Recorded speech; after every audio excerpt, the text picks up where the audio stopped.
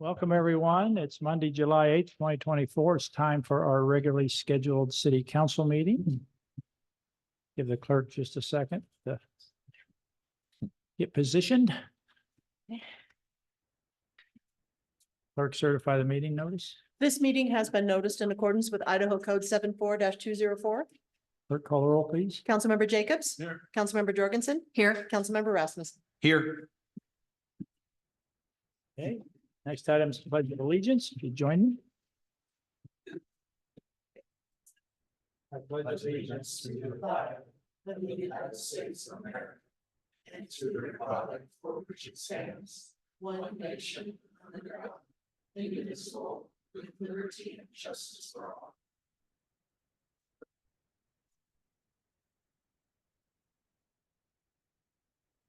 Next item is changes to the agenda. Seeing none, we'll move to the consent agenda. Mr. Mayor, I move that we approve the consent agenda as presented. Second. Got a motion and a second. Any discussion on the motion? Hearing none, clerk call the roll. Councilmember Jacobs. Yes. Councilmember Jorgensen. Abstain. Councilmember Rasmussen. Yes. Perfect. We'll now move down to special business. First item of business is, want to welcome Elaine here. Elaine Clegg is the Executive Director of Valley Regional Transit, and she's going to share some information with us. So welcome, Elaine. It's a pleasure to have you with us. Well, thank you for having me. It's a pleasure to be here. Hold up so everybody online can see it. Okay.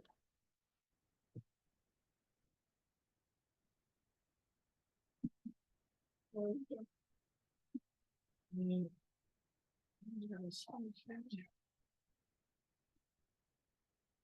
just have to. All right. Well, Mayor and City Council, it's a pleasure to be here. Thanks for having me. I wanted to come in person this year because I'm trying to do that with all of the cities that we serve and make sure that there's an opportunity for you to ask questions and me to maybe share a little more information than what you get in the letters that we send back and forth. We have a small budget request before you this year. And so I'm going to go over our process for budget, a little bit about VRT, an overview of the transportation services that touch Garden City, and then talk about that budget request. So this year I introduced a new process or new piece into the budget process, and that was a letter that all of you should have received in April-ish, outlining the things that Valley Regional Transit does, and specifically the services that touch your particular city. We are also changing the end of the process a little bit this year, and previously we would wait and send cooperative agreements out after everyone's budget was certified.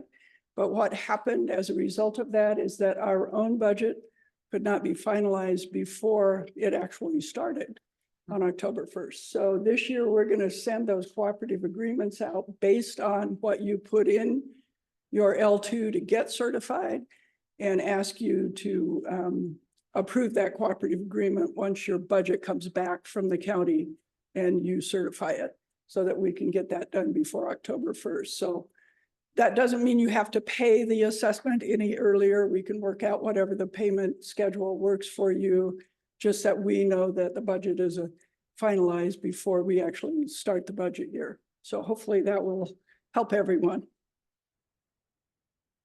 A little bit about VRT. Oh, okay. Sorry. You bet. There you go. Okay, thank you. So we have 43 staff, administrative staff. We also contract with First Transit for all of our operations. That's approximately 150 other staff. We're in the throes of hiring drivers, so I think we're actually up to about 155. We have 583 active bus stops. We've added a couple in your community. We have we did have 583. We now have 700, including the new ones in your community, sorry.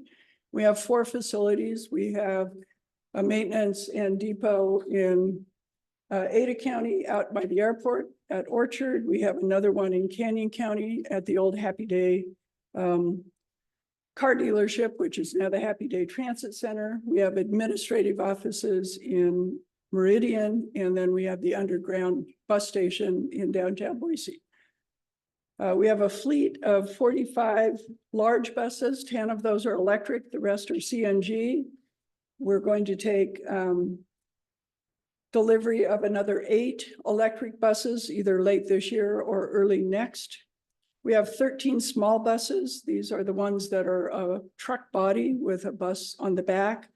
Of those, 27 are CNG. And recently we've bought some gasoline ones because those were the only ones available in this market. We had some very old ones. We also have some minivans and larger vans, and we use those for specialized service. And then we have some other support vehicles. Ridership, we expect to surpass the ridership before the pandemic by the end of this year.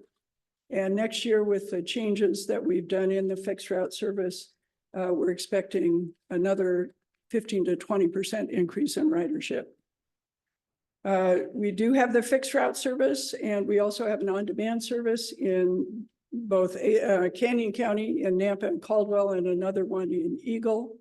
That service is not door to door, but you can call and schedule a ride from virtual stop to bus stop or another virtual stop inside the service area.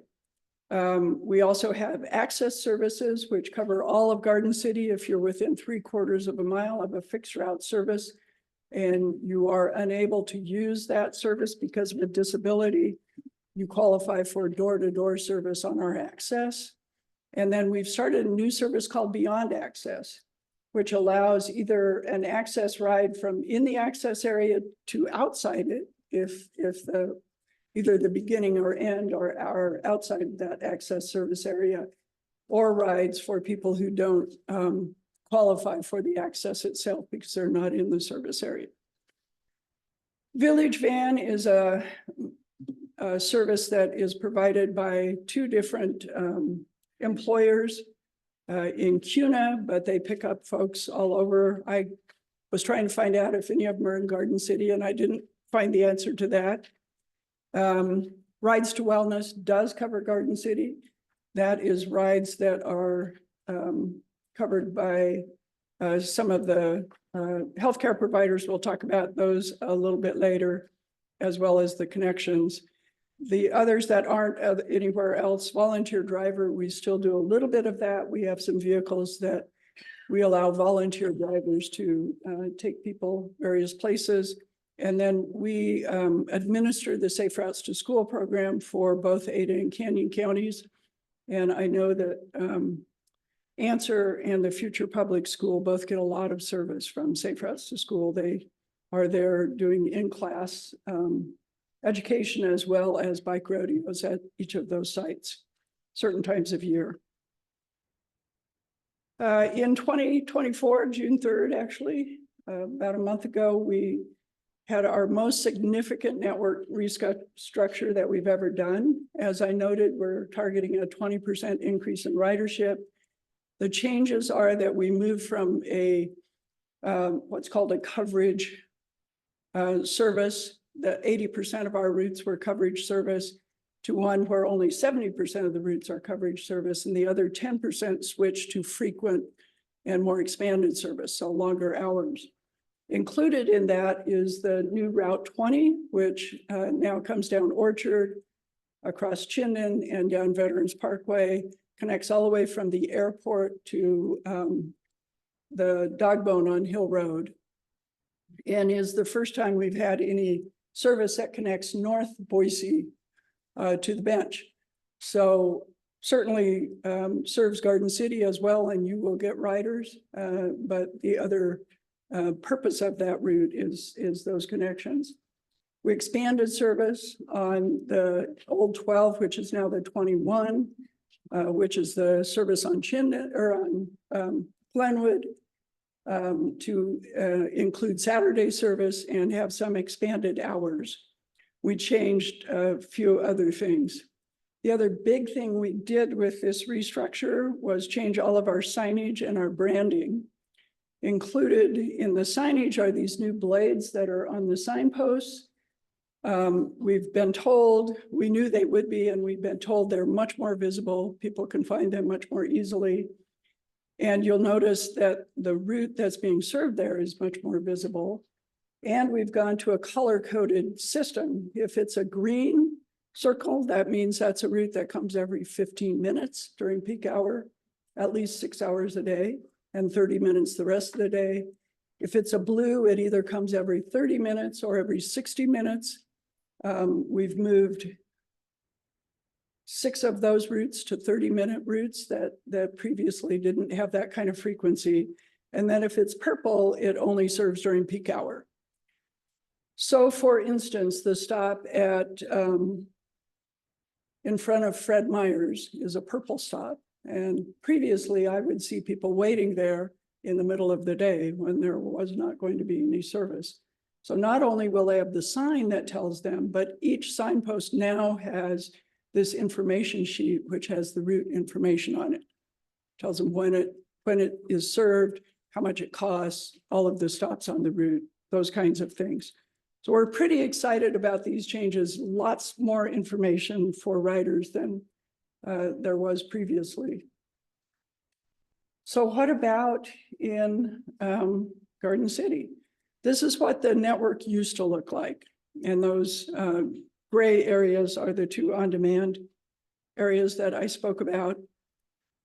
And by the way, if you're in the Eagle on-demand area, you can get dropped off at Glenwood and State from that.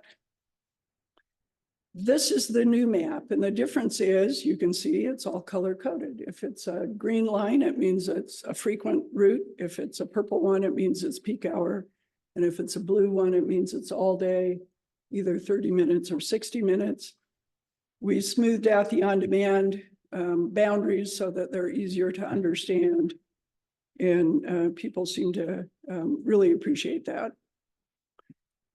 So services in Elaine? Garden City, Elaine, go ahead. the population served number, is that just a radius, population radius? Yeah. Kind of a way you figure that? So with this network change, we're actually serving a few less people within a 1/4 mile walk of a route and a few less jobs. What's not on this particular side is that the number of people who have access to a 15-minute route is increased by 34%, and access to a 30-minute route is increased by over 50%. So while a fewer people have that 1/4 mile walk service to some service, many more people have only a 1/4 mile walk to frequent service. And that was the whole purpose of this change. So as I mentioned, in Garden City, there's 4 routes that serve you. The 8, which is that peak hour service between downtown Boise and the Idaho State campus along Chinden. The 21, which is the service from River Glen Junior High to Town Square Mall, mostly on Gary, Glenwood, and Cole, with a little deviation to serve Capitol High School. The 9, which of course is the frequent service on State Street. And then the 20, which is the new route that runs from the dog bone at Hillside Junior High all the way to the airport, mostly running on Orchard, except for the section in Garden City where it jogs over from Veterans Parkway to Chinden. We also, as I mentioned, have access, beyond access, VRT, Lift Pass, and Lift Night, which we'll talk about, in Rides to Wellness, which we'll talk a little bit more about. So here's the new 8. It's a much more direct, many of these you'll notice are much more direct than they used to be. They used to wander a bit, especially at the ends. We understand that we're not serving as much area, but by doing it this way, we're able to be a lot more, make these routes a lot more attractive to ride because they're quicker to get from here to there. Last year, before we made these changes, there were almost 15,000 boardings on this route and 11 per hour. Again, we're just getting to the point using our automatic passenger counters, looking at where those boardings happen. So I can't give you exact numbers in Garden City, but we know that there was a fair amount of service here and we're working on getting those. Route 9, the State Street did not change much, a couple of little tweaks here and there on stops. It's not only our highest use route, but the highest use route in the state of Idaho at almost 200,000 boardings per year and 21 boardings per hour. The 20 used to serve much of Orchard and then head downtown. It now does this crosstown connection that you can see all the way from 36th and Hill to the Boise Airport. We're pretty excited about this route. It touches all of our more frequent routes, the 9, the 7 on Fairview and the Vista at the airport. And we think offers a lot of opportunities to connect in ways that people didn't used to have. And then finally, the 21, we've straightened it out quite a bit. It still hits Capitol High School, which we think is incredibly important, but then jogs back over and serves the library at Cole and Ustick and then runs up Cole to Town Square Mall. All of these have some service area in Garden City. This is the access service area. As I noted, all of Garden City is eligible pretty much for access. That little jog in the middle there is the only place that's not. And this is a door-to-door service. It does cost $3 per trip. Often that's covered if your disability allows it to be covered by insurance. Beyond Access is a new service that we just started this year in January. We used to provide funding to 12 different service providers, including some senior centers, SHIP, Harvest Transit, and others. And there were 5 different zones. And so you had 12 phone numbers to call and 5 zones to ride in, and you couldn't cross between zones. And it really wasn't very efficient or effective. So we've combined it all into one service. Metro Community Services still provides some of our rides. They have buses and drivers that are part of the system. And then Valley Regional Transit operates the rest of it directly. Parma, Melba, CUNA Senior Centers still provide service on their own. They're on the edges, and we think that makes a lot of sense. Last year, there were almost 50,000 boardings combined in all of these services. We've learned that many of those rides, not many, but some of those rides were ones that should have been on Access, and by federal law, we're required to serve those with Access if they're eligible for it. So we saw a dip in ridership early on, but the last 2 months, the ridership has exceeded what it did before we made the change. So we know we're attracting new riders to this service. We're pretty excited about it. Lyft Late Night is a service that is available for qualified service workers who can take one leg of their trip on regular fixed route transit, but can't get home or can't get to, depending on the hours they work. And so once they qualify for a $3 minimum fare, they can get that ride home or that ride to in the hours between 9 p.m. and 6 a.m. Last year, and I thought this was on here, there were not very many late night rides in Garden City, but a handful of them. But we're thinking with the we've expanded the radius of coverage of this and begun a marketing campaign that there will be more of those. Lyft Pass is a service that you can use if you're not exactly on a fixed route, but you're close enough to be able to get to a transit stop somewhere that can take you where you need to go. And so all of these blue dots that you see on there are the stops that Lyft can serve. And so they can pick you up anywhere in this yellow area and take you to one of those transit stops so that you can get onto a regular fixed route bus. It costs $2 to ride this service, and it's supported by grants at this point. And so we've not asked any of our local partners to help support this. There were about 300 of these rides in Garden City last year. Again, with the expanded services and the expanded marketing, we're hoping that more people who think that need to access this will be able to. For instance, during the day, Chinden is not served.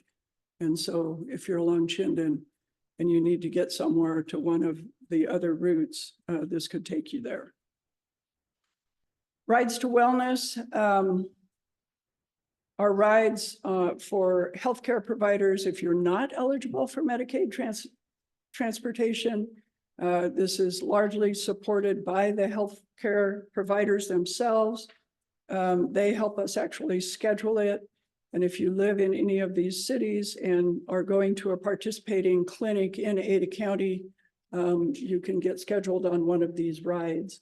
Again, I don't have exact numbers for how many people in Garden City get served by this, but the clinics certainly are in the service area that would hit your population. So the service changes, I noted these. Route 8 now is reduced to peak service, but we have the 2 north-south connections that we didn't used to have, and the Lyft Pass is a much expanded area that we think will attract more riders. So for all of this, our total budget this year is $35 million. If you looked at the value of the service that is provided inside Garden City, and I'm not suggesting that you should be paying for all of this, but I do want to know what the value of it is. It would be $471,000 at a capital value of about $11,000. We do have a fair number of hours of service in Garden City. What we're asking you for is a general assessment based on your share of population that pays for our regional overhead so that we can do the planning work and do the other work that we do to make these things happen. As I noted in the slide before, there's also a capital value. If you're so inclined to go above your assessment request, we would certainly accept anything toward, especially toward that capital value, to show some good faith for the future as we look at figuring out how to pay for these in a sustainable way. And I say that because I know all of you, I've served on the city council for a long time, and I know how hard those budgets are to make. I know all of you are facing some real budget headwinds with the recent legislation changes that have limited your budget growth. And everyone else is as well. We've been told by the city of Boise that they don't believe that it's sustainable for them to continue to provide support for all of the services that are happening in both Ada County and Garden City, that they're right now picking up the tab for.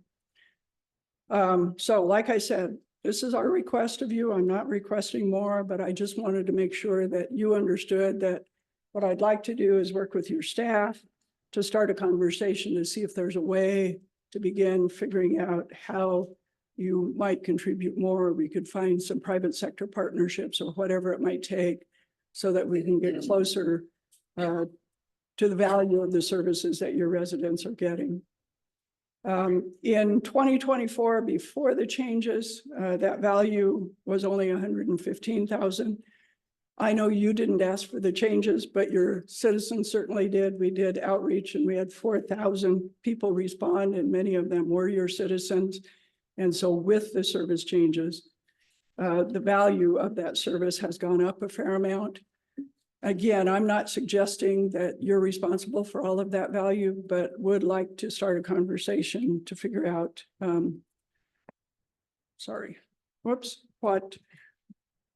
what, if any, we can do to make up some of that.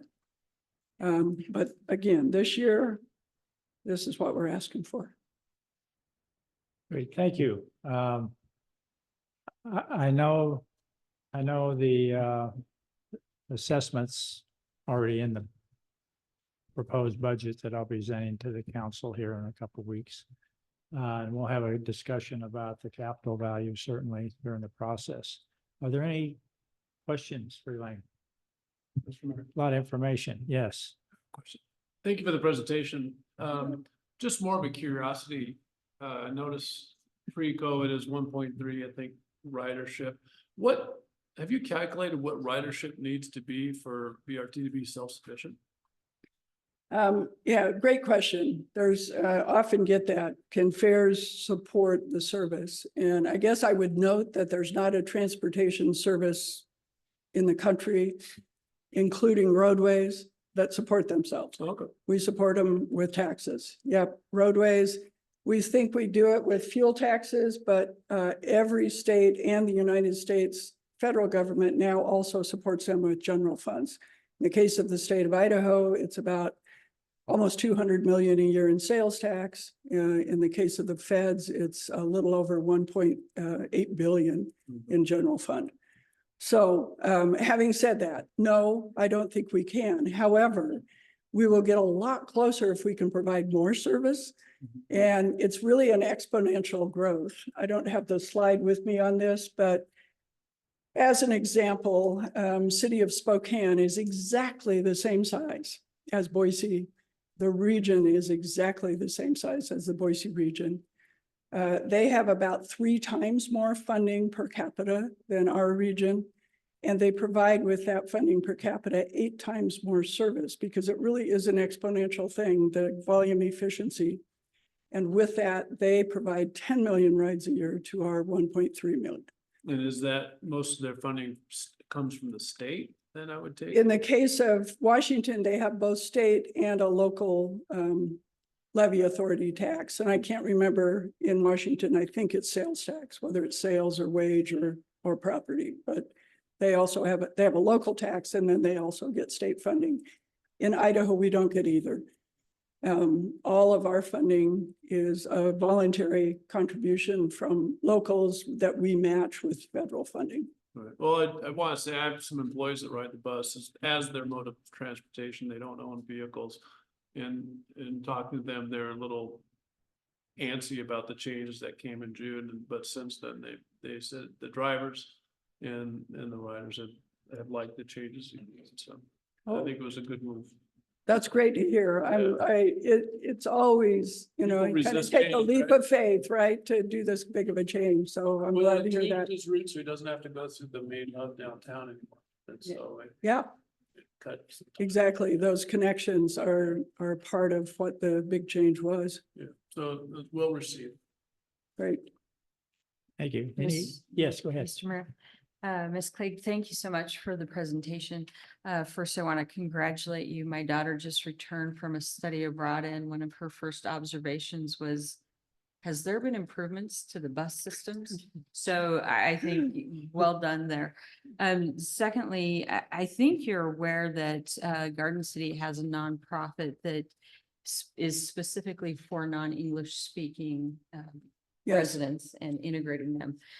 Is there specific programs to help aid those non-English speaking residents to better utilize this system?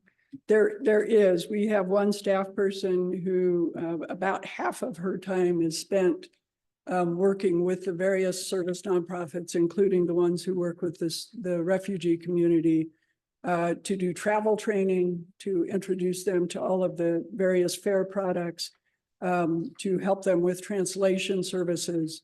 And we've seen a big uptick in ridership on our regular services rather than the specialized ones as a result. Fantastic, thank you. Making signage easier. has a lot to do with that too. Yeah. The signs to be easier to Yeah, understand. yeah, one thing I didn't notice, those pages, these pages are out of our new brochure. You'll notice that we have Spanish translation down there. If we had the whole brochure on here, you would see that there's also a Swahili and a Russian translation, because those are the two next highest used languages in this area. And we've never had that before. We also bought access to a translation service line so that our drivers on board can just punch into that and be able to communicate with riders if necessary. Very nice. Thank you. Mr. Mayor, Yes, I'd also say thank you for being here and thank you for your presentation tonight. So I went back to the overview slide and I see that since COVID, your ridership has gone up 19%. Right. And I think your goal for the rest of the decade, I think I heard you say was 20% or whatever. I'm curious, before COVID, was ridership increasing in conjunction with population growth? Like, was it congruent or? That's a really great question as well. And I've been looking historically at just that. And there seems to be a couple of leaps and then a couple of declines. And as I've looked at them, I'll tell you that our service hours inside the city of Boise until this recent change are pretty much the service hours that they had in the 70s and 80s. And so you take those service hours and expand them over almost 4 times the population. And frankly, ridership is down a little bit from those early days because the service isn't as concentrated, as frequent, as, expanded as it might have been in a smaller footprint. However, having said that, I think VRT has responded to those changes by doing what we did this last month, which is say, okay, given that we probably aren't going to have a lot more money anytime soon, what can we do to provide better service with the money we do have? And so that's been my observation. You'll hear people say, well, we had 1 million riders in 1980. And they're right, we did, with a much smaller population because it was a really small footprint and it was really convenient. Right. Well, I'll just say, I don't know what it takes to plan such a network, but it just sure seems to me that the changes you've implemented make sense to me and that your ridership goal makes sense to me as well. So I was just curious about before that. So thank you very much. You bet. Great question. Thank you. great. Don't see anything else. Well, again, thank you. You've been thanked a lot of times here tonight, so. Elaine's been a champion in the transportation related areas for a long time. So appreciate it. Thanks so much, Elaine. Thank you. Yeah. I should have introduced, this is our data group that does all of the assessment data, Kyle Street. Oh, Meet you. welcome to you as well. Okay, next on our agenda is I'm asking you to authorize me to reappoint Nancy Fricky to the library board for a term, or library board of trustees for a term of 5 years from July 2024 to June 2029. Mr. Mayor, Yes, I move that we approve the authorization that you would like to reappoint Nancy Frick to the Library Board of Trustees for a 5-year term from July 2024 through June 2029. I would second. a motion and a second. Any discussion on the motion? Clerk call the roll. Councilmember Jacobs? Yes. Councilmember Jorgensen? Yes. Councilmember Rasmussen? Yes. Thank you. Item F3, we'll notify Nancy that she's with us for another 5. So we got great trustees on the library. Next, F3 is the Development Services Notice of Decision.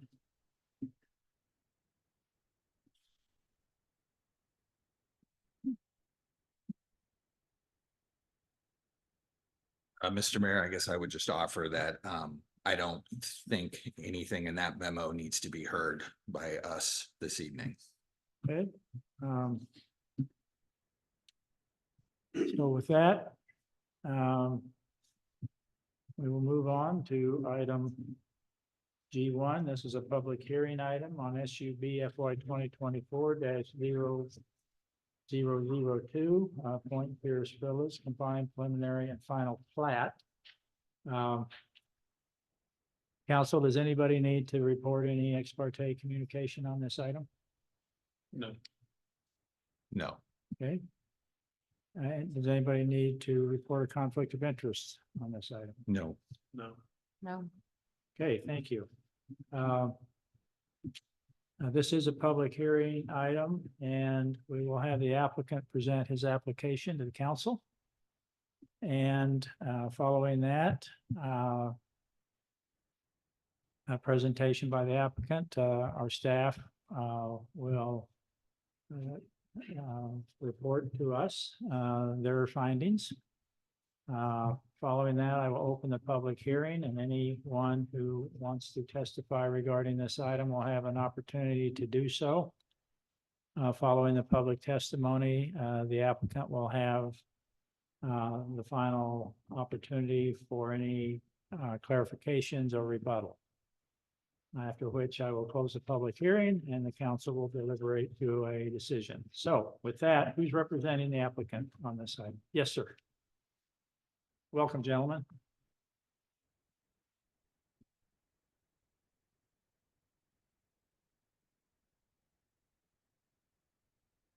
Yeah.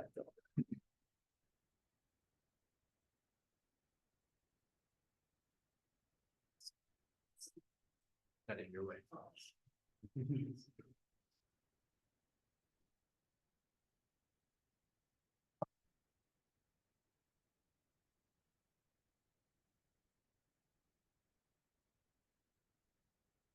Which one is this one?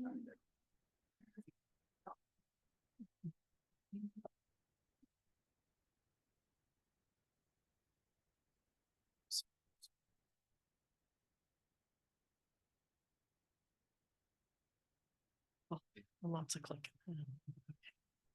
Let's get you back here.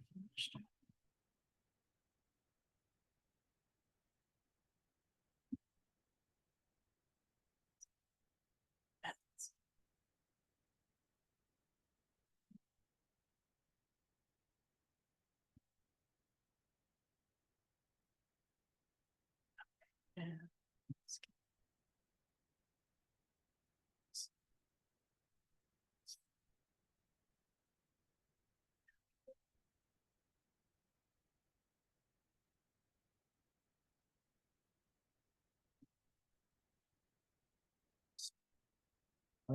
All right, We are sharing the screen.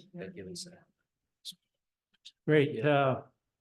Welcome, and when you are ready, if you would identify yourselves for the record, name and address, and Absolutely. the floor is yours. Yep. Mr. Mayor, council members, thank you so much for opportunity to present today. My name is Kevin Hawk. Address is 12044 West Allen Drive, Boise, Idaho, 83713.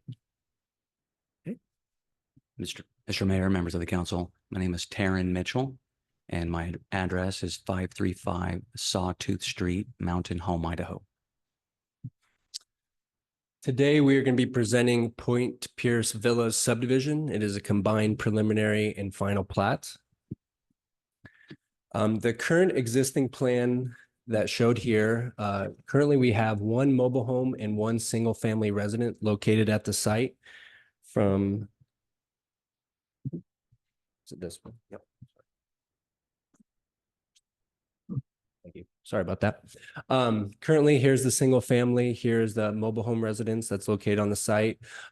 Where we are is located off of Adams and 47th Street. Down 47th Street here is the access to the Boise Greenbelt. Coming off of Adams, one of the main corridors in Garden City, along with Shinden. Our site is a zoned R3 density. The max density that we can provide for this site is 30 dwelling units, and we are proposing 25 dwelling units. We are going to be asking for 2 variances and 1 waiver with this site. again, just going off the existing location. So here's the Adams and 47th Street. Point Pierce Villas is located right down here. Here's the view coming, let's call it from the east terminal viewpoint of the project. Here's coming from the northeast corner, which right behind us is located where the green belt is. And essentially from this fence line down to roughly that white truck is the location area. One thing that we had a lot of feedback coming through with city officials, design review and planning and zoning is Garden City is mainly an infield project area. And one of the big things that wanted this project to hit home on is the interconnectivity between infield properties. Currently, a project on the docket that was approved and in permitting now is called Quad 6, located right here off of Adams. Their access point comes off of Adams Street. We have collaborated with the owner and developer on that site to have more cohesiveness and have more fluidity throughout streets and pathways. And you'll see on our next slide with our site plan, we will be connecting to this Quad 6 site. So our site will feature essentially 2 entrances and 2 exits. One will be coming off of 47th Street, and then the other one will be coming off of Adams Street.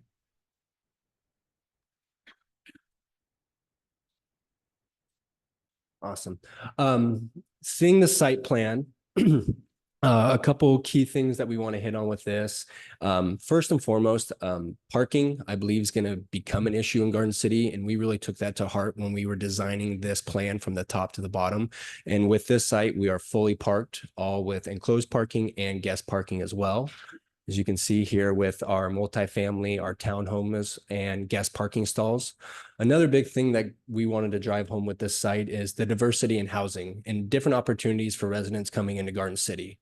Garden City's making more headlines and news articles and is really a place that's attracting a lot of demographics from youngsters going to college to senior retirees that want to enjoy the Greenbelt lifestyle and walking amenities that it has. And when we designed this, we took in the diversity to heart. And what we have is a row of 4 here and a row of 4 here, 4 cell townhomes. Those are 2-bedroom, 2.5 bath. Interior units are 1,100 square feet and the exterior units are 1,200 square feet. And then located on this building, in these 4 buildings, is the for rent product, which is apartments. To open up to more opportunities for people to come live in Garden City, we have 1-bedroom apartments and we have 2-bedroom apartments here as well.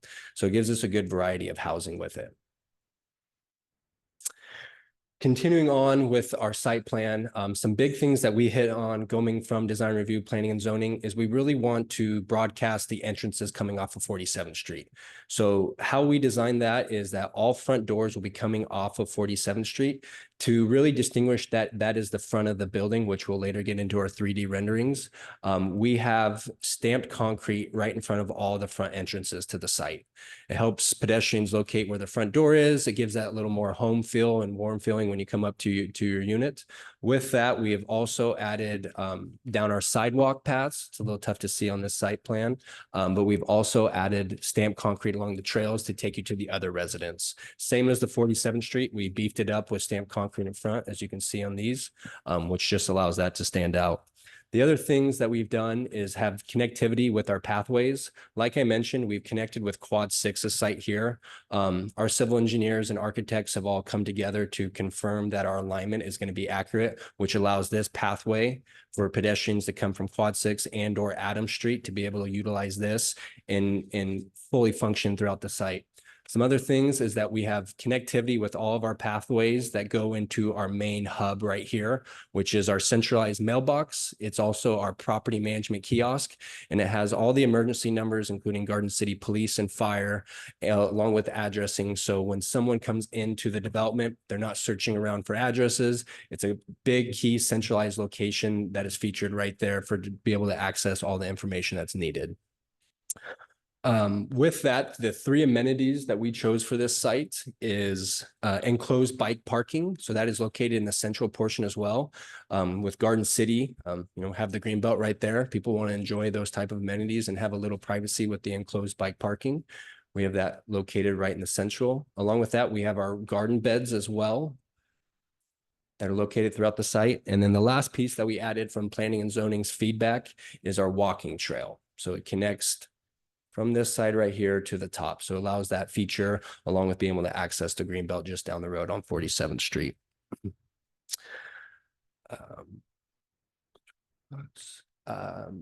That's pretty much it on this side. Now to our landscape plan. I'll let Taryn speak on that. I don't know if there's a whole lot extra information that you may need, but I did want to touch on some feedback we did get during our public hearing with planning and zoning.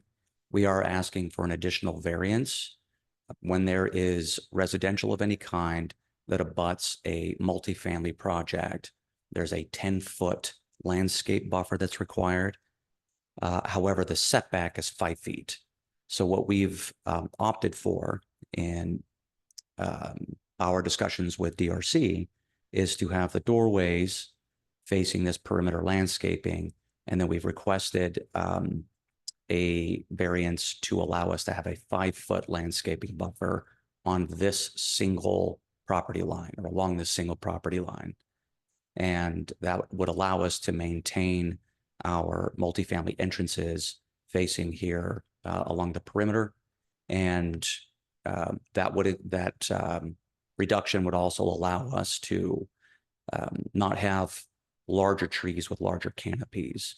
So we will provide visual screening, wind screening. We do provide fencing as well to separate us. And so I'll go to the next one, and it shows the landscaping.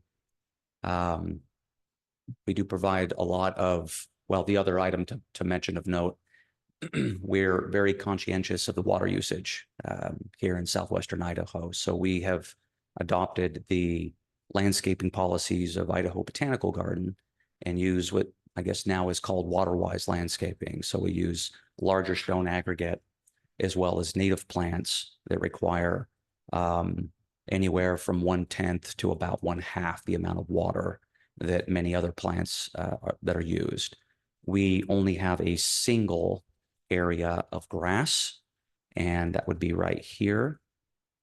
And that will be planted with buffalo grass, which that again does go dormant a little earlier in the year and turns green a little later in the year, but it uses a fraction, about 1/6 to 1/7 the amount of water that a Kentucky bluegrass rye combination would require.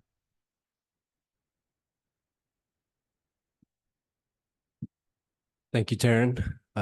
Couple of 3D images just to kind of paint the picture a little more of the site. This is the view coming off of 47th Street. So you can see this is the access points right here for these units. Street frontage, really a welcoming area. Couple things with the right here, the floor plans. This just shows we have everything fully parked that's needed, along with the mix of 1-bedroom and 2-bedroom rentals inside the apartment buildings. And then the townhomes are the 2 bedrooms for sale product.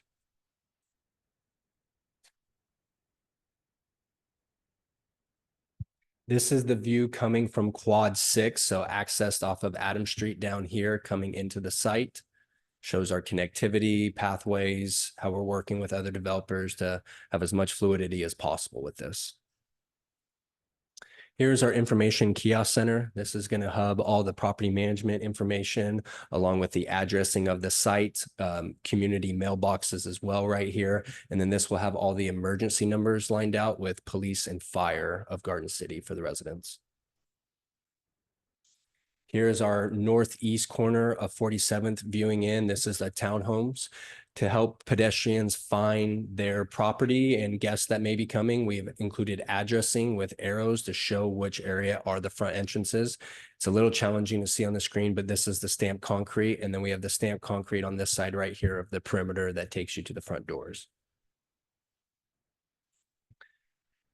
And with that, we stand for questions. Any questions? Mr. Mayor? Yes.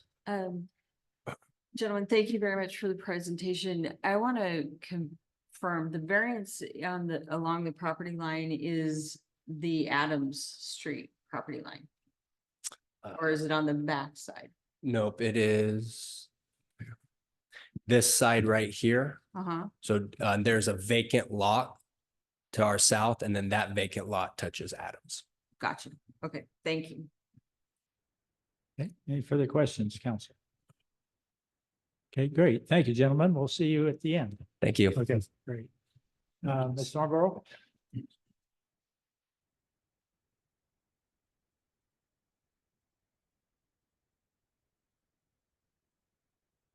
Good evening, Mayor and members of the council.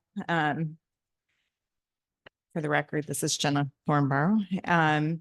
Mr. Mitchell and Mr. Hawk did a great overview of the project, so I have very little to add.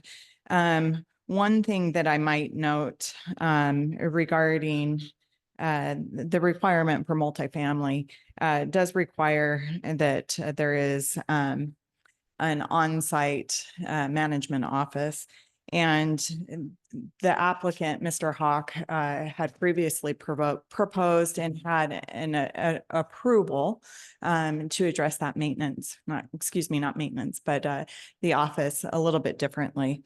They are proposing that they do have some emergency contact available 24/7 and bi-weekly on-site visits to make sure that the site stays in good repair, and that people, if there is an emergency, are able to utilize a QR code that they're proposing that's just posted on site.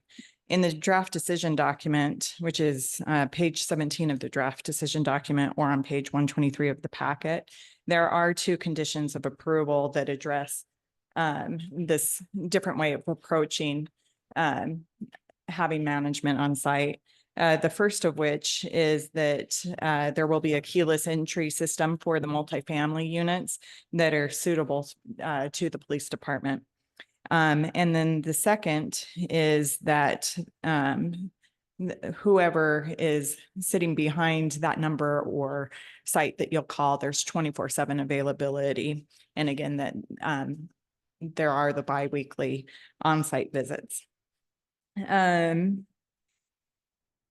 concerns that were addressed with the Planning and Zoning Commission at the time that this application went through, one of the application documents that the applicant had wished to wait to submit was an ability to serve, and the civil plans were not stamped by an engineer. The Planning and Zoning Commission wanted to make very sure that this project could be served, and that the drainage and whatnot, it was adequately addressed. And since then, the city has received, and part of the record documents tonight do include that ability to serve and stamped plans. Another item that, while the commission was very complimentary of this application, one of the amenities required in multifamily for recreation was not provided. At that hearing, the applicant did identify this meandering path, which was suitable to the commission to meet that amenity requirement. And with that, I don't have anything to add. I stand for questions. Oh, I might note what the waivers are that are being requested. The applicant did talk about the landscaping at the southern border. And so they are asking for a 5-foot overall waiver to that, as well as tree waivers in that area. And then they're asking to service more than 4 units on a common drive. Thank you. I stand for questions now. Any questions? Mr. Mayor, Yes. on that 5-foot setback, where the trees won't be, there still is some landscaping there, and maybe they mentioned it, but I apologize, I didn't catch it. What will there be there? Just shrubs, you know? Mayor, Councilmember Rasmussen, there may be a landscape plan that we can address that directly, but yes, the answer is shrubbery. Okay, okay. Thank you. And then if you do want specifics, it does look like there is the legend showing what they are. Okay, okay. Thank you very much. Thank you. Mr. Mayor, Yes. Ms. Thornborough, do we have any other developments within the city that aren't manned for the informational or community management? Mayor, Councilmember Jorgensen, we do, this applicant, did propose, Carolyn Circle that was approved by the city council with a very similar, requirement. On that one, I don't believe that the keyless entry was required, but the 24-hour access to somebody on call and biweekly or however frequent visits. I don't remember the exact parameters of Carolyn Circle. The applicant may, upon rebuttal, since it is his project. And then I'm trying to remember if there have been any others since then. I do know that that is a sticking point with the multifamily applications as they come through. Having somebody have to be on site is something that a lot of the applicants are looking for creative solutions or different ways of addressing that. Yes. Ms. Thornborough, if you don't mind, may I address Chief Stonebell? With your permission, Mr. Mayor. Sure.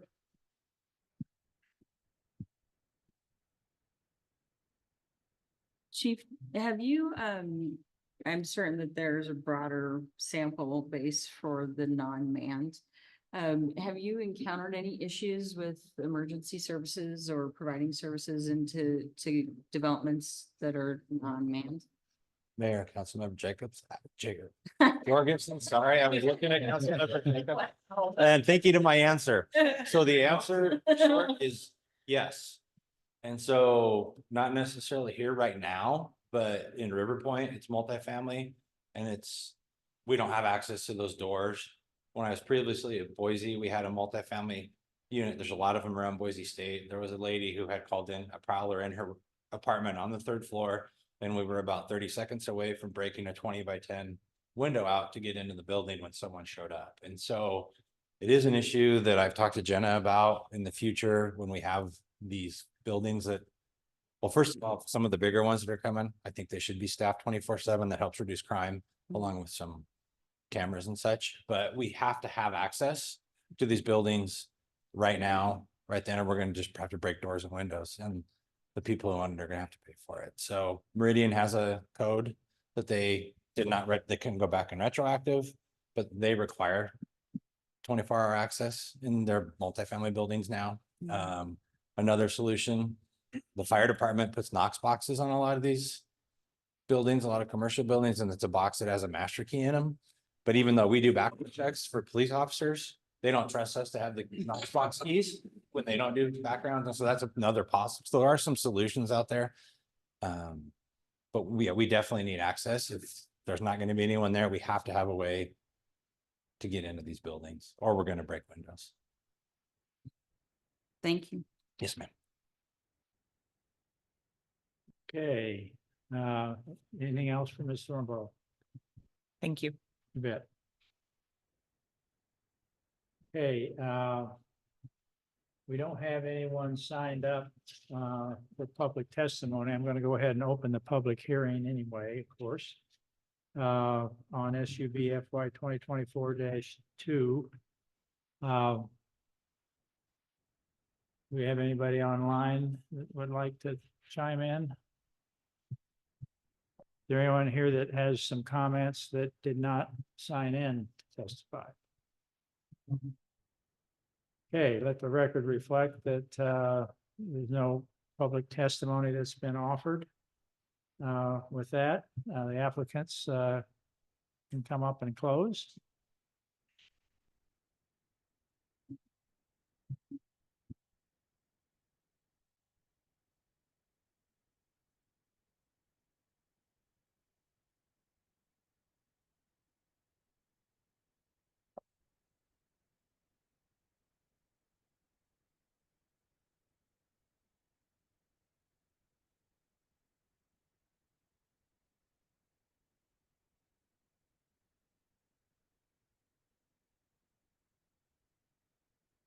All right, Mr. Mayor, Yeah. members of the council. So we thought it would be best to address the police chief's concerns.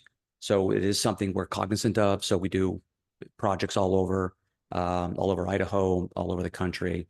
And so gaining access to multifamily will be possible with this project. So we do have a fire department knockbox so they can gain entry. we're proposing something similar with the police so they could get access to the stairwell. So there is a central stairwell for each of the multifamily buildings. Difficult to see. I've been an architect for quite a while and never fully perfect the drawings, but we do have centralized access into the buildings. And with the intention, in fact, I'll fast. Okay. With the intention that the police and fire could largely be unfettered, other than having to go through a door or to pull a key, a master key, to gain access to the buildings. And so to gain access into a conditioned, centralized stairwell where they could reach each of the units. So in case it wasn't clear, we do have only one building that has a first floor unit, and that is our accessible unit. That's required by the IBC. So when the Idaho Building Code, when you have multifamily, that automatically pushes you into a different code rather than the residential code. And that requires 2% of your multifamily units to have an accessible unit. And so that's why there's one accessible unit with this project. Okay, I think another point may be, I think Councilmember Jorgensen was it, or no, one of you. Oh, it was you, Kent. What is the landscaping? The trees aren't going to be there, so you've got something else planned. And Okay.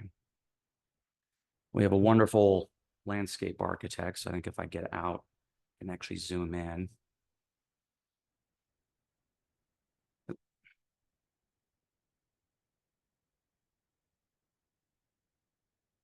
So we do have we do have a variety, Mr. Mayor, of different plantings. And so if we take these and then go to the schedule.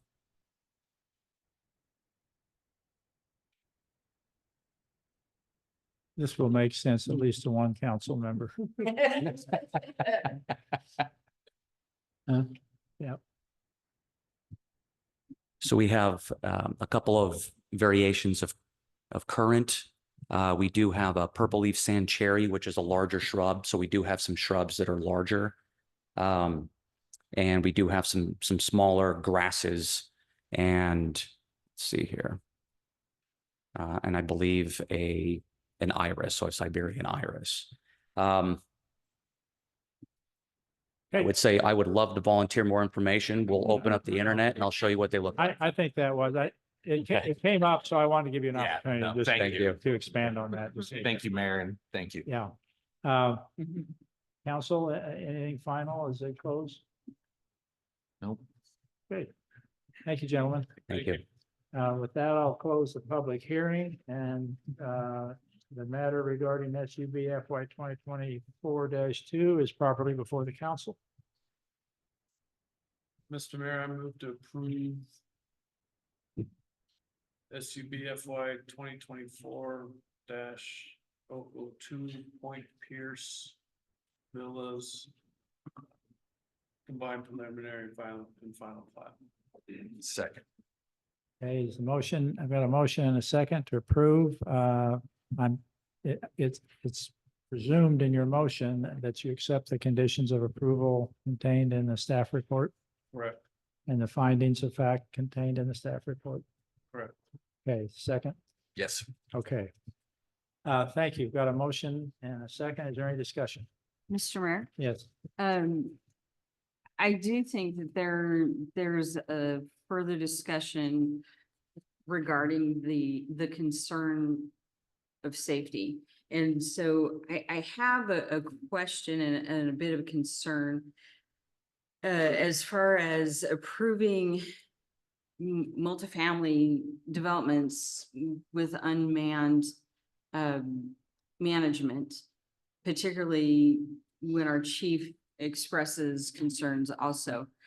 And I'm going to assume that there is not a certain level of requirement. I assume our code says multifamily requires manned management of the development. There is not a 20 units or less, no man unit. Is that fair? Jenna, you'll have to answer that. Sorry to do this to you. Yes. I think we can all imagine it's difficult if you only have a few Memorize all the units. code. Yeah. And I do completely understand the cost associated with having labor involved, and I applaud and appreciate the creative approach in leveraging technology to attempt to manage this. I just want to ensure that we're not heading into a firestorm of where, hey, we got creative, but then we have loss of life and property and create other side effects, unintended side effects.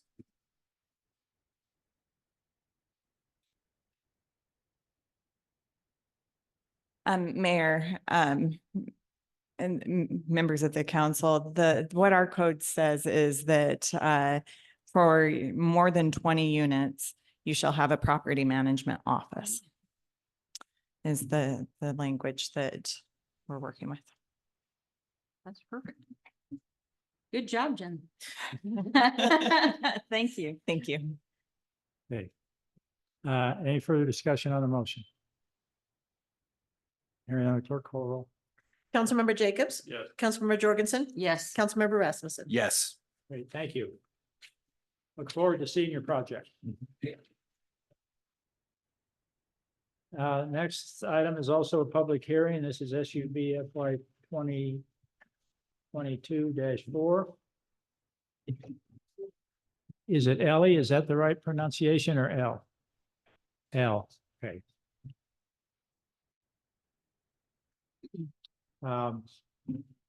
Again, this is a combined preliminary final plat. Process is a planned unit development. Same questions, council. Any ex parte communication on this one? No. No. Any conflict of interest? No. No. Okay, great. Thank you. I won't repeat all the order of the hearing, so we'll just proceed. So who's representing the applicant this evening? Welcome. It's a pleasure to see you. If you would, give us your name and address for the record. Good evening, council and Mr. Mayor. My name is Scott Davis. I'm an architect with EV Studio. Our address is 8701 West Hackamore Drive in Boise, Idaho.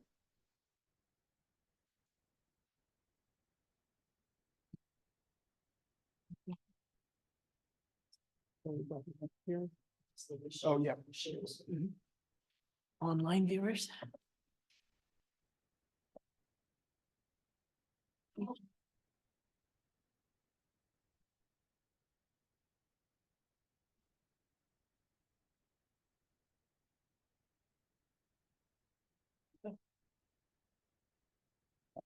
Good evening again. Yes, so we are here to present Ella Estates subdivision, combined final preliminary and final plat. The address for this project is 4800 North Adams Street. It's on the corner of North Adams and East 48 Street. It's right in the heart of this very diverse residential zone consisting of single-family homes, mobile home parks, townhomes, and multifamily apartments. Also served by a variety of businesses and basic services. The Vineyard Boise Christian Fellowship and their food pantry is within walking distance. Police station is just a couple blocks away on East 50th Street. And the Boise Fairgrounds and Expo are nearby to the northwest. And we have great access to the Boise River Greenbelt. I believe it is a 3-minute walk from the project site to the park, Mystic Cove Park there, the little sliver right in here. And then access to the River Greenbelt for walking, biking, and river activities. We are proposing 14 lots, 13 residential and 1 common lot, as shown here, with a driveway easement for common access down the center. Our site plan here, we are in the R3 medium residential zone. Our site area is 0.632 acres. Proposed use again is single family attached dwelling units or townhomes. We are proposing two different building sizes. One building has 7 units and the other building has 6 for a total of 13. We have a variety of 2-bedroom and 3-bedroom units with 2 distinct units that face North Adams Street for variety, visual interest, and connecting to the street. All are 3 stories with private 2-car garages, and each unit will have its own private rooftop patio as well. In our previous meetings with planning and zoning, there was a lot of discussion about open space, so I wanted to share this again. The dark green squares that you see shown here represent the actual calculated open space to meet the code minimum of 10% for the city of Boise. I'm sorry, it's Garden City. Also came out of the last planning and zoning hearing commission was the topic of trash collection. We had originally proposed individual carts served at each garage, but in coordination and collaboration with Republic Services, they would not be able to get their truck in and out of that driveway. So in this corner here on 48th Street, we are proposing a centralized trash dumpster for 2 3-yard bins for trash and recycling. We have our landscaping plan here. You can see we have meeting the requirement for all the street trees along 48th and along Adams Street, where we've focused on some larger trees for screening of the garage doors from the main collector of Adams Street. Here's a representative image of trash dumpster. We're proposing split face CMU with painted metal gates. And then screening with landscaping, some taller trees and shrubs to blend in with the street landscaping. I'm gonna go back a slide, talk about parking. So I did mention, I skipped over my notes here. Parking, we are fully parked on site. We have 26 parking spaces in covered garages. Each unit has 2. And then we have our 5 guest parking spaces as shown in the northern corner here. Let me see. We also have approval from the fire marshal. We do have a reduced width common driveway access lane. Fire marshal has approved this plan. So as long as we sprinkle this northern building here, we're calling building type B, that will receive an automatic sprinkler system for safety. And we also have a fire hydrant just directly across the street. Go through here. It's our open space again. Landscaping. So with that, I'd like to call my colleague, Thomas Hawksworth, our civil engineer, to address grading and drainage and some ACHD concerns. Welcome, sir. If you'd give us your name and address for the record. Yeah, you bet. Good evening, Mr. Mayor and members of the council. My name is Thomas Hawksworth. I'm with C3 Civil Engineering, and our address 10870 West Fairview Avenue, Unit 102-1187 in Boise, Idaho. I want to talk briefly about the grading concept for this project. As you know, in parts of Garden City, there are areas that are within the new floodplain from the FEMA work maps, since part of the city is in a seclusion zone with the river. So we have an established base flood elevation from those work maps. So we needed to elevate our site above that floodplain. We also had a challenge with groundwater. It was very shallow for the site, only about 3 feet down. And so while we were able to raise the site above the floodplain elevation, we needed to raise it a little bit more to make sure we have the clearance we need from the site, from the on-site drainage facilities that we have planned, and the historic high groundwater. So what we're proposing in the middle of the site here, let's see if I can find the mouse. In the middle of the site, we have a paved drain system, which is a paver with some storage underneath with gravel and sand that will be able to capture the 50-year storm event that's required for this site. That will capture most of the runoff from the roofs, the internal drive, the parking stalls, some of the paving and sidewalk area. What's not able to be captured there, a little bit of landscape area in the back and the landscape and then sidewalk area in the back behind the units. We just weren't able to get out to that paved drain system.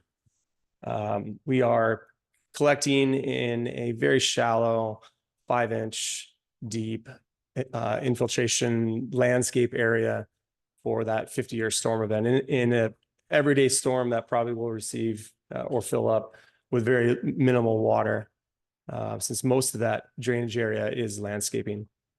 One of the concerns with planning and zoning was due to the fact that we've elevated the site, we're about 3-4 feet up from the road. Some of our frontage landscape area and part of our driveway, we're just not able to collect that on site. And like I said, maintain that 3 feet clear from the historic high groundwater. And so I've reached out to ACHD. They had one review of the project and their staff report did not mention any concerns with drainage. I did call and talk to a city engineering tech there on staff about the concerns. I walked them through the drainage concept for the project, and they seemed satisfied with the design that we've captured and done as much as we can. They wouldn't put anything in writing until we had a formal submittal. They asked us to come to you and get approval and then go to them with our permit application. But they didn't see any concerns with this. About a year ago, 2 years ago, I did a project just down the street where we had a similar situation, and ACHD did accept some of the drainage in the frontage between the sidewalk and the buildings. That covers, I think, most of the drainage concept there. We have reached out for ability to serve for fire service, since we will have one unit that will be sprinkled.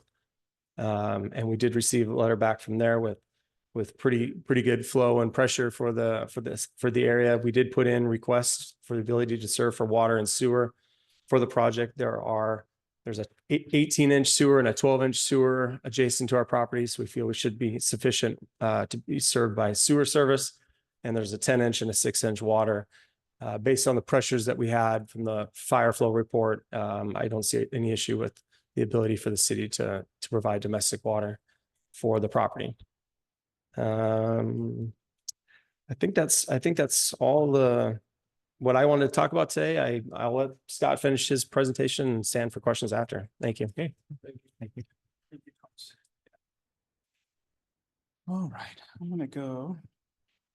I skipped over one of my notes here. So along the northwestern, where's my mouse right here? Along here, there is a 15-foot wide access easement that serves the northwestern adjacent property. We're abiding by that easement. We're not proposing any permanent structures in there. No significant drainage is going there at all. We are, per ACHD's report that we received, we are going to improve the driveway for that access easement with a new curb cut driveway. And then along this northwest property line, follow my cursor here, and then down the northeast property line, since we are raising that site, I think it was 2 to 3 feet. There will be a retaining wall along those both property lines with solid vision fencing on top of that, which will constitute probably about 8 feet in height difference. And we do have a small exhibit for what that's going to look like here. So here's a section here. The height varies of the retaining wall. We are doing the L-type footing so that is out. There's no permanent structure into the access easement. And then here's an elevation of that northwest property line. When we get to this area here would be on Adams Street. We are reducing that fence down to 3.5 feet per city code. And that is for safety, anybody crossing the street, pedestrians, and for the neighbor coming in and out of his driveway. You can clearly see over the fence and maintain a level of safety there. Here's some pretty pictures for y'all. This would be the view that is on 48th Street. You can see each unit has its own nice little, urban stoop and its own private entry with all of our street trees there. Up top, you see these are the rooftop patios up here. Each one has its own little private chicken coop for a better lack of a better. But that's where the stairway is, so you can get up and access the roof there. And here's a view from the intersection of Adams and 48. You can see a distinct entrance for this end unit and some articulation, change of materials and color schemes for visual interest. There are a couple of waivers that we are looking for. One of them is for a 5-foot rear setback. And I'm going to tab really quickly.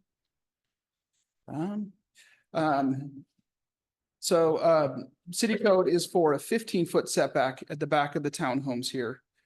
We are asking for 5 feet with a driveway easement that will be recorded on each one of the individual lots.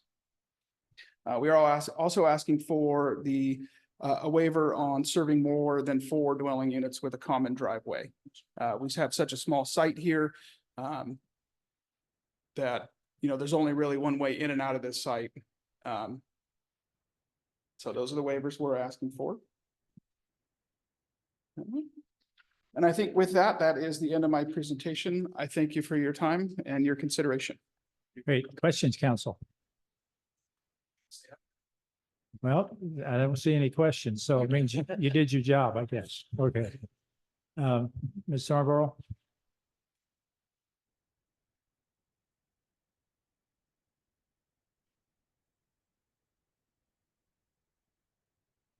Logan, Mayor and members of the council. Similar to the previous application, the applicant has done a great job, our applicant team, in going through the pertinent highlightable items of the project. In looking at that, I do want to note a couple of things. This open space area, it was the evening of the Planning and Zoning Commission when the applicant had discussions with Republic Services and noted that they needed to change the location of this dumpster. And so it was presented at the Planning and Zoning Commission, and the city did receive late exhibits for the city council's consideration for that location. But with that being said, it's my understanding that a third waiver will be needed, not for the overall square footage of the open space, but for the dimensional requirements of open space. So code does have a 20 by 20 requirement. And the applicant can correct me if I'm incorrect, but I do believe that still will need to be a waiver. But they do meet the square footage requirement for the overall square footage of the open space. And one other item to note, in that this is a subdivision, it's also a plan unit development. And Mr. Davis did go through 2 of the requested waivers. And plan unit development also requires that after 10 units, you have to have a variety of housing. There was some dialogue with the commission on this matter. It's been a repetitive discussion when individuals utilize this planning tool, the plan unit development. They did note that in the past, the city has allowed for different floor plans, a number of bedrooms to be considered as a variety of housing. And this application does have the 2-bed and 3-bed in the different sizes of units. However, they did note for the record that they suggest that the intent of that code is to attract different needs within society, maybe universal design, family types, income levels, et cetera. But they also did note on a small piece of property, it really is difficult to start trying to identify different, truly different types of housing, say cottages and single family detached, et cetera. And with that, I stand for questions. Questions of staff? I don't see any. Thank you. With that, I'll open the public hearing on SUV FY 2022-4. Ellis Bates. Thank you. Is it Frieden or Fredden? Oh, boy. There you go. Fredeen, okay. Welcome, sir. Thank you. You would give us your name and address? Absolutely. Mr. Mayor, members of the council, my name is Justin Fredine. I'm an attorney with the law firm of Hawley Troxel, Ennis and Hawley, 877 Main Street, Suite 200 in Boise, Idaho, 83702. And I'm here on behalf of our client Bliss Properties LLC, which owns the adjacent property to the west or the northwest, depending on how you want to look at it. The applicant referenced the fact that there are some easements which burden the subject property in favor of my client's property. In particular, the access easement, which is depicted there. There are also a couple of utility easements as well that benefit my client's property. And we're very grateful for the time that city staff and the applicant, as well as the Planning and Zoning Commission, all took to ensure that these easements were protected for the benefit of that property and my client. And we're particularly grateful for the inclusion of our requested conditions of approval, which are found on page 20 of your proposed decision document, specifically items 7 through 10. And so as long as those conditions are included in any approval, my client has no objections to the application as it currently stands. And that's my sole purpose of being here today. I'm happy to answer any questions you may have. Any questions, council? Okay, Thank you. if there's an attempt to change that condition, I'll let you get back up. Okay. Right. Yeah, very much. Thank you. Thank you, sir. Anyone else wish to testify on this application?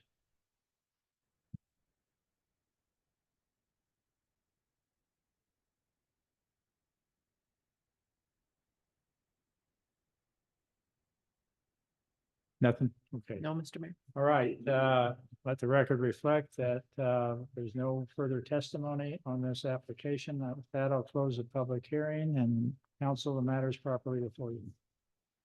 Mr. Mayor, Yes, I would move to approve SUB FY 2022-0004 in the affirmative, draft conclusions of law and to include all waivers and conditions as drafted.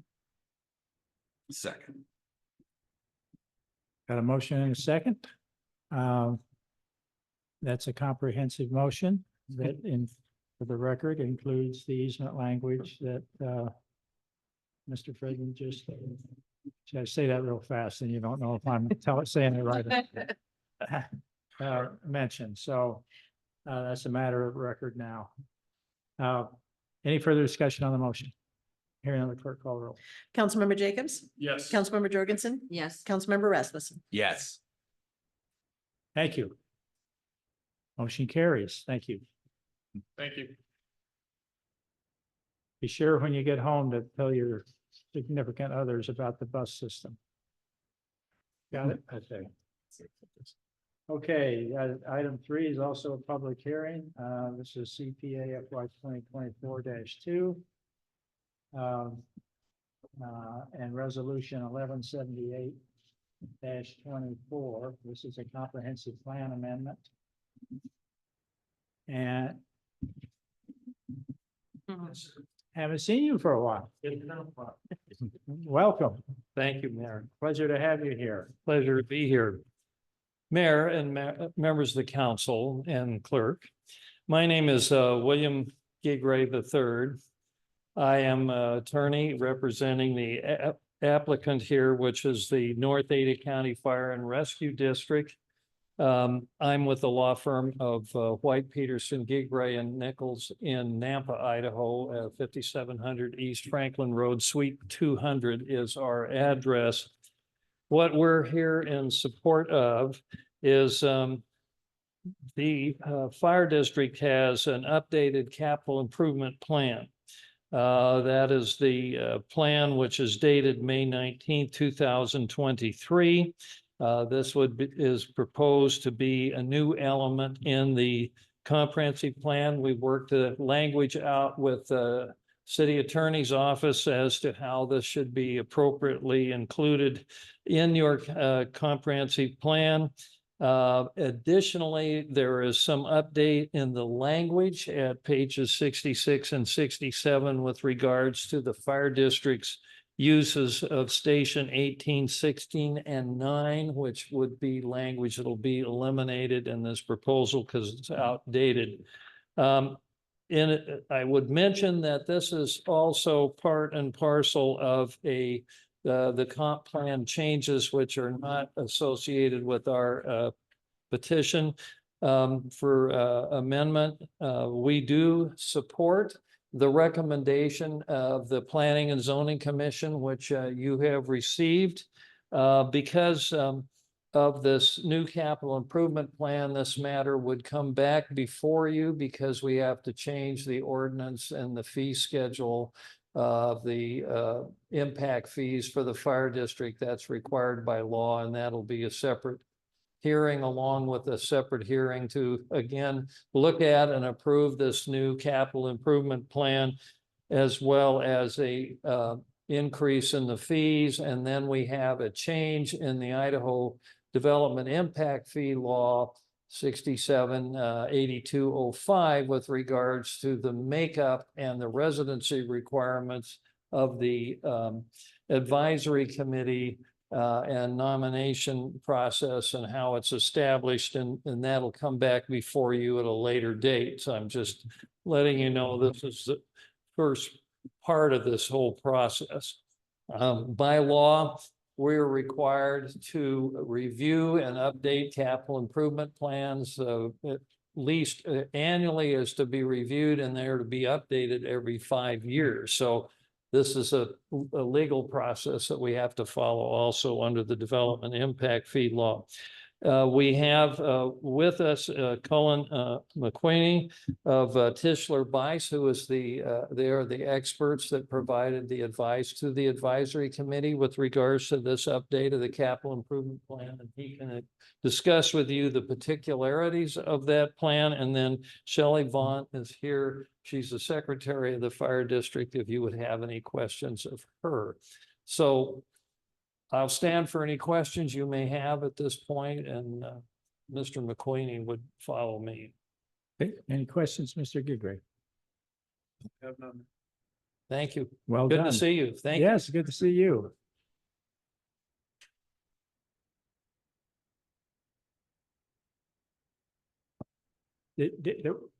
Oh, you're getting that set for him, Jenna? Okay. Mayor, yes. Need just 1 second.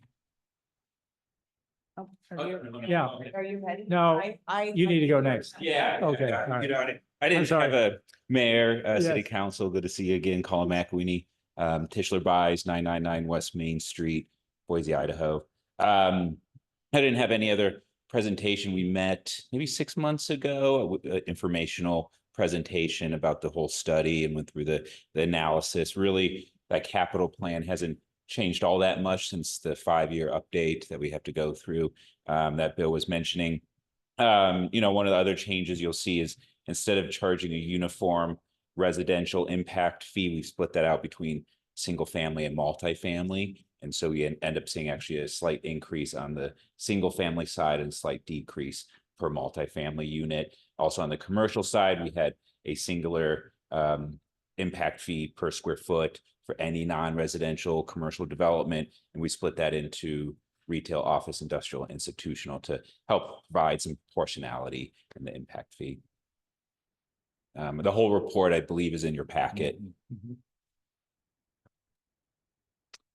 Are there questions, council? None for me. Mr. Mayor. Yes. I just said, when was the last time that impact fees were raised? Would have been 2019. Yeah. So the last 5 years. Yeah, yeah. Thank you. Anything further? Well, if we have Thank you, any Mayor. questions that come up later, I'll call you guys back up. So, Kelly, you got anything? Okay. Okay.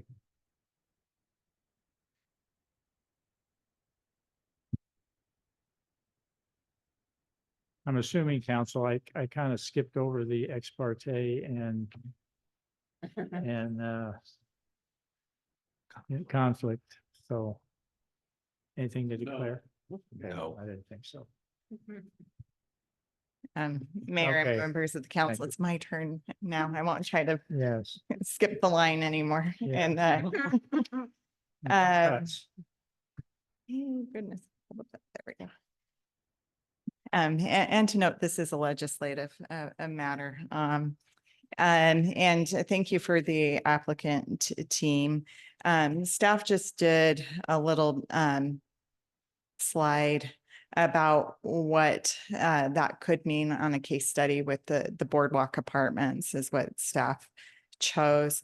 Under again, tonight, this is a comp plan update. It is not adopting the fees tonight. It's just updating the capital improvement plan reference in the comp plan. But the current fees are somewhat confusing, whether or not the commercial or the residential applies or were, and when they first came out for multifamily. And the reason for that is multifamily is built under the commercial building code, commercial fire code. And so this little grid just notes what that would look like under the current fees, where for 234 units with just over 12,000 square feet of commercial, if it's a residentially applied fee, which it would be over the time we've identified, it would be right around $155,000. If it was applied as all commercial, it would be around $105,000. Under the proposed, it would actually under the proposed, it would be slightly cheaper for something like a mixed use boardwalk apartments because of the amount of multifamily. Single family and commercial will see increases, as you can see. Goodness, I can't get this to work. In the comparison. No, it looks like a few of you are looking at that. This will come back to you. As Mr. Gigray noted, he has petitioned the attorney's office to bring back changes to Title I as well as an updated agreement should this go through in the comp plan tonight.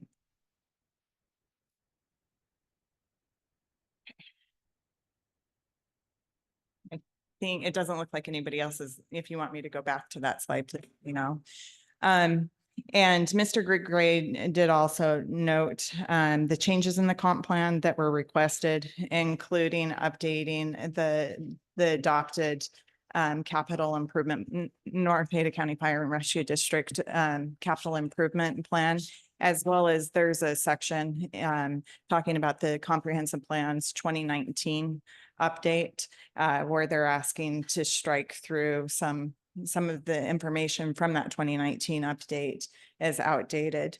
In knowing that there was a request to update the comp plan, staff had suggested that perhaps the comp plan could have a little bit of a facelift. And so there's non-material or largely non-material changes that have been suggested by staff. And so you can see the current comp plan here. It looks like a Word document, in my opinion. And here's kind of the face of a potential update. In the update, there were updates to formatting photos and graphics. And there was in moving around the formatting, things are relocated as well in the comp plan tonight. And so certainly if the city council moves forward with the petition, you could separate out and say, we don't want the graphical update as well. But there's also an introduction that's been provided. In that introduction, it notes that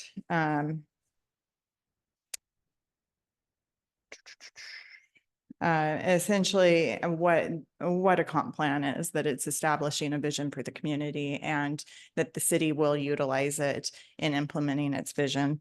There's also an evolution of the comprehensive plan. And so every time that the comp plan changes, it's noting which resolution that was and what the change was, whether it was a graphical update or to update the capital improvements plan that's referenced by within North Ada County Fire and Rescue District, et cetera. And then there are a number of plans that are adopted already adopted by the city by resolution and that are planning documents, and staff has suggested that those could be incorporated as a hyperlink as well. What previously were noted as appendices has been retitled to be reference materials, and a lot of those documents are things like meeting agendas and minutes. And so those reference documents are noted with the exception of glossary and acronyms, staff suggesting that that truly should stay as an appendix. And then even though the Planning and Zoning Commission had recommended this for approval on the consent agenda, there was a member that had requested prior to the hearing with the Planning and Zoning Commission to delete the reference to maintenance as for the ACHD properties.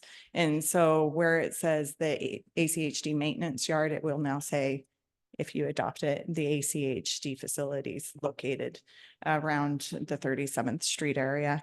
That same commissioner had noted that there is a reference to pavers being utilized in areas where there's high groundwater, and he suggested that we should delete that reference, not to the use of pavers, but the use where there's high groundwater, because that's actually not the correct use of pavers. So just encouraging the use of pavers, just not where there's high groundwater. There's also an update to the acknowledgement to reflect the staff members that worked on the graphical update side of things. And those include Maria Antonova, and she's the intern in development services, and she did the grand majority of the update. Elisa Durfay with Public Works updated the map to make the map look nicer. Susanna Smith with the mayor's office is responsible for a lot of the photos. And with that, I stand for any questions. Any questions? Can you tell we have an engineer on the planning? Indeed. Yeah. Okay, I'll now open the public hearing on CPA FY 2024-2 and resolution 1178-24. Is there anyone here that wishes to testify that hasn't already testified? You see a multitude of hands raised online. Okay, let the record reflect that no member of the public has indicated a wish to testify on this matter. Mr. Gray, do you have any closing remarks?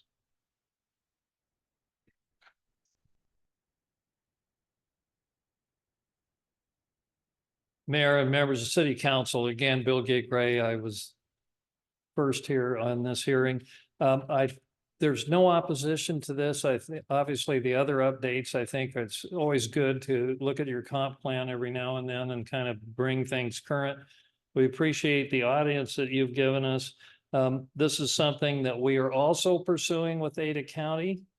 As you know, parts of North Ada County Fire and Rescue District are in the unincorporated area of the county, and so we have to have synergy both in the city and county because there's only one service area for this whole fire district, and that is in process actually right now, and I'm trying to tell them we need to get Garden City, or excuse me, we need to get North Ada County going at the same time, and I'm in that process with them now, so.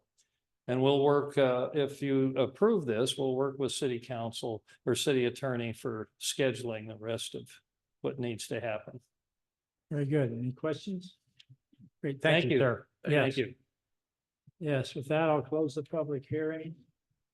On CPA FY 2024-2 and resolution 1178-24, the matters before the council. Mr. Mayor, Yes. based on the information provided by the Fire District Development Services and the unanimous recommendation by Planning and Zoning, I move to approve CPA FY 2024-2 and resolution 1178-24 as drafted. Second. Got a motion and a second. Any discussion on the motion? Hearing none, the clerk call the roll. Councilmember Jacobs? Yes. Councilmember Jorgensen? Yes. Councilmember Rasmussen? Yes. Great, thank you. There's no further business on our agenda this evening. I'd entertain a motion to adjourn.